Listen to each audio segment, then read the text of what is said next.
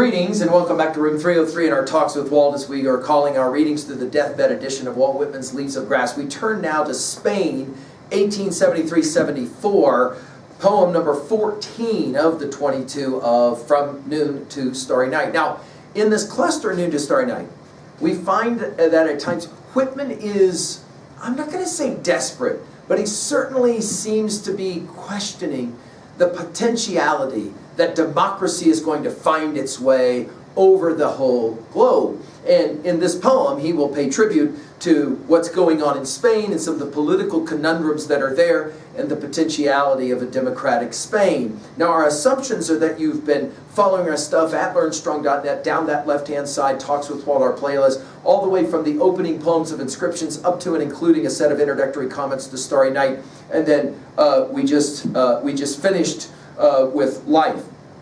Now, our Nortons will give us some background information here that will be of some use for us as we get into this poem.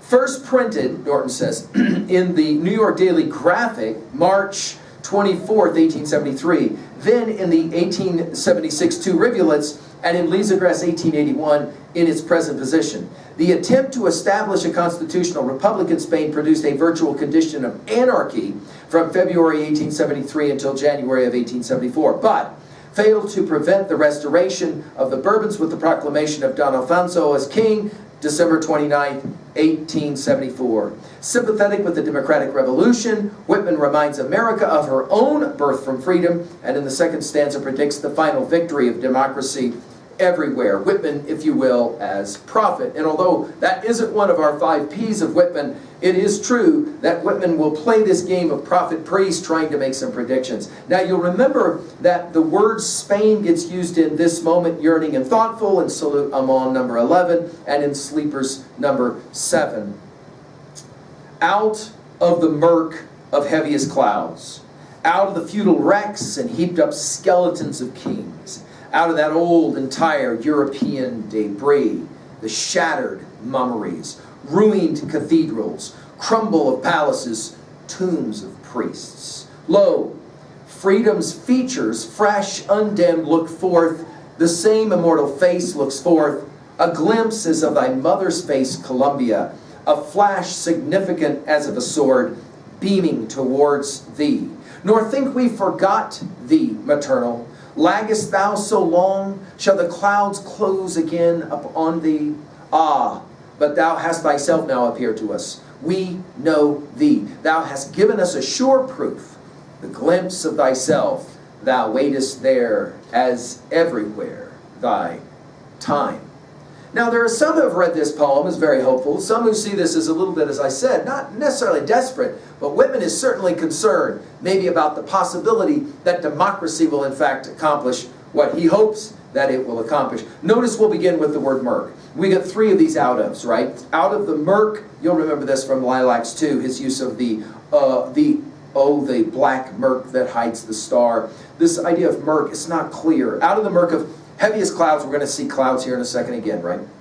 Out of the feudal wrecks, this will be, again, Whitman's Hegelian idea, as we commented in earlier lectures, that out of the European mess of civilization rises America and American democracy. Notice we got wrecks, heaped up skeletons of kings. Obviously, Americans have always had problems with the idea of monarchy and kings. Notice we got these skeletons of kings that have been heaped up, right? Out of that old entire, it's an interesting word, entire European debris, the shattered mummeries, right? In other words, you've got this history as kind of debris, as corpses, as piled corpses, ruined cathedrals. Obviously, there's a little bit of maybe anti-Catholicism happening here. Ruined cathedrals, crumble of palaces. In other words, all of these monarchs, what's happened to them, Whitman asks? Well, they're all crumbling or have crumbled. And then, of course, tombs of priests. Now, we have plotted and paid attention to the way in which Whitman has had his comments about priests, obviously. Lo, now, this use of this language is kind of the bardic voice. Lo, notice capitalized. Freedom's, hear all these F sounds. Freedom's features fresh, undimmed, look forth, and then the dash. The same immortal face looks forth. In other words, democracy has always been standing behind all of these monarchies. This is Whitman's reading of history. It's a fascinating way to think about history, that everything has been produced evolutionarily to come to the full, the kind of fruition of America and American democracy. The same immortal face looks forth. And then the use of the word glimpse. I think that this is the key word of this poem, glimpse. In other words, to just see just a little bit. A glimpse as of thy, notice capital, mother's face. We're going to get to maternal here in a second again. Columbia. You'll remember Columbia being used again and again. 8 different times in Leaves of Grass it gets used. A flash, significant as of a sword. Here are those S sounds. Beaming towards thee, in parenthetics. In other words, the idea that standing behind all of this craziness of European history is freedom's face, democracy's face beaming. Nor think we forgot, now this is again now his reference to America, nor think we forgot the maternal. I think this use of the word forget and forgot is so central to our reading of Leaves of Grass. Why? Because Whitman argues the only sin is to forget. And Americans cannot forget that so much of history has produced what we now, he says, experience. He then uses a word used only once in Leaves of Grass, laggest thou so long. Notice his 2 rhetorical questions. Shall the clouds close again upon thee? Again, back to clouds and the imagery of clouds. And then now from lo to ah. Ah, but thou hast thyself now appeared to us. In other words, if it doesn't happen in Spain, just like if it didn't happen in France, it'll certainly happen in America, right? We know thee. That is to say freedom, right? Democracy. Thou hast given us a sure proof. Positive, right? Perfect is his word he loves to use, right?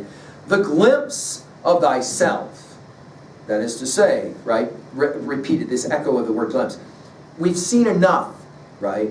Thou waitest there, as everywhere, thy time. It's almost as if he will deify democracy, right? And in that moment say, it's just a matter of time. It's just a matter of time. Now again, is this desperate self-talk? I know it's going to happen. Or is it more confidence? I leave it to you to decide. Why would a poem like this end up in Noon to Starry Night? Well, we talked about the reconciliation of opposites, and obviously he's trying to make the argument that even though democracy might have failed in other places, it is working here in America. It is a light upon a hill. Again, the flash, the use of the word flash. All of this imagery is going to be played around with in this poem, which I find fascinating. At 2a, what are we going to say about Thiem's messages here? Well, I think he's arguing sooner or later democracy will triumph. It's just a matter of time. At 2b, I love key words, and I love to look at the way in which he uses a word, and it almost as if the entire poem is constructed around a word like glimpse, and I love that.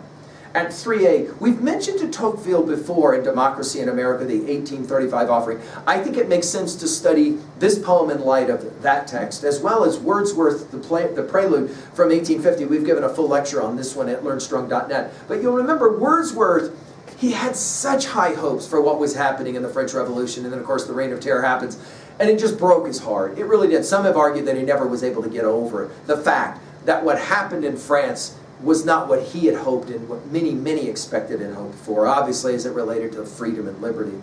Finally, at 3b, what about you? How do you respond to a poem like this? Do you share, for example, Whitman's optimism or his hope for democracy? And is it possible that your reading study of Leaves of Grass is helping you to find more hope and optimism in democracy? I certainly hope so.